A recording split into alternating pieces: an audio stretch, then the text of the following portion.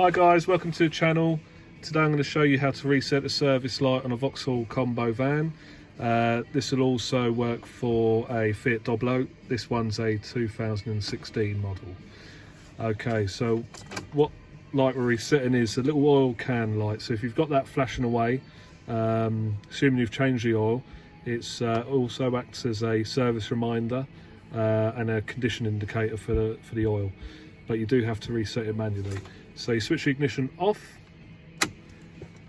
switch the ignition on, put the accelerator pedal down to the floor, and you pump the brake pedal 7 times.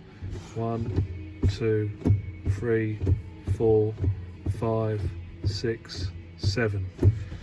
Now you've got to keep your foot down on the accelerator for at least 60 seconds.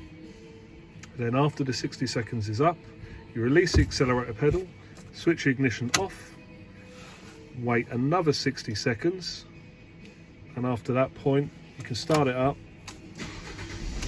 You might find your oil light flashes 4 or 5 times. That's okay. Once it goes out, you know the reset has worked. Thanks for watching. Please like and subscribe.